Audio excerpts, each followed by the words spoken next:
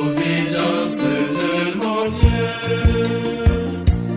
Chers frères, chers laïcs ménésiens, chers jeunes ménésiens, chers jeunes des groupes vocationnels, chers postulants et novices.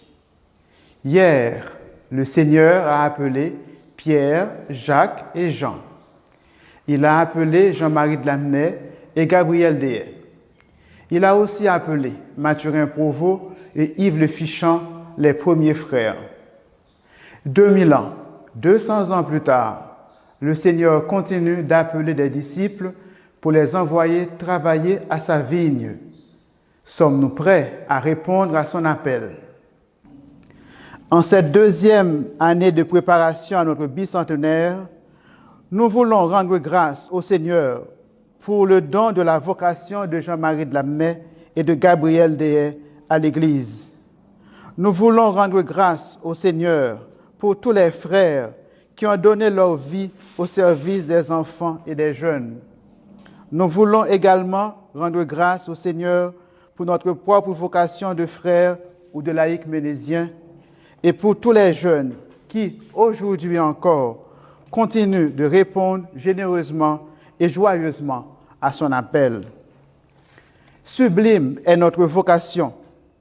Elle est présence efficace de Jésus auprès des enfants et des jeunes. Elle est expression de la compassion agissante du Christ à leur égard. Comme nous le rappelle Jean-Marie de Lamennais, sublime vocation, c'est celle de Jésus-Christ même. Il n'a quitté le sein de son Père que pour faire ce que vous allez faire à son exemple. L'Écriture nous dit qu'il a passé en faisant le bien, en instruisant les pauvres, en éclairant les aveugles, en redressant les boiteux, en guérissant les malades. Belle, sainte est notre vocation. Elle est mémoire de la vocation universelle à la sainteté. Oui, vous avez une belle mission, nous dit encore Jean-Marie de Lamennais. Et je bénis Dieu de vous l'avoir donnée, parce qu'en travaillant à la sanctification des petits-enfants qui vous sont confiés, vous travaillez à votre propre sanctification. Chers frères, chers membres de la famille ménésienne, en cette deuxième année de préparation à notre bicentenaire, si nous voulons annoncer par la parole et les témoignages de vie que notre vocation est sublime, belle, sainte, et appeler d'autres disciples, je vous lance ce triple appel qui vient de notre dernier chapitre général. Osez sortir.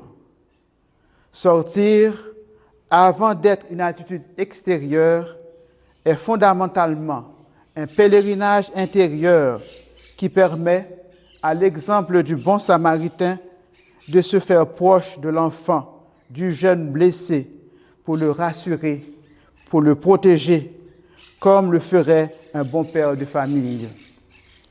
En sortant et en me faisant proche, je permets à chaque enfant, à chaque jeune, de toucher du doigt la tendresse et la miséricorde de Dieu. Osez regarder. Il s'agit de regarder la réalité avec les yeux du bon samaritain. Autrement dit, c'est ce regard qui pousse à s'approcher parce qu'il est capable de cueillir ce qu'il y a de bon en chaque enfant, en chaque jeune.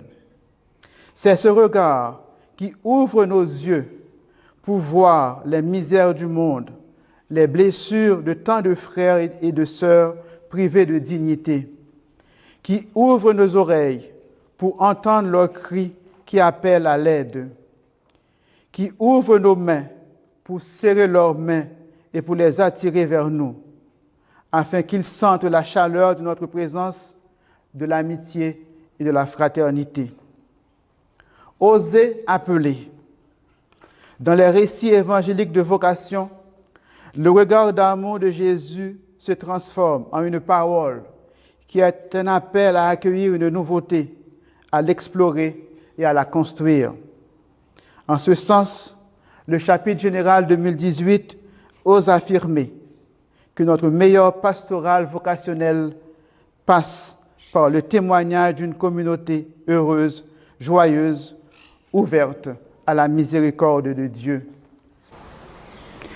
La fraternité est notre grâce et notre vocation et notre mission. Vivons-la avec passion, audace, créativité et confiance en la providence.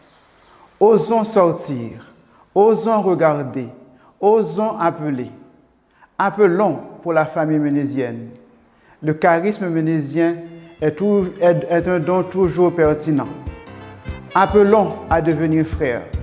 Être frère demeure une bonne nouvelle pour le monde et pour l'Église.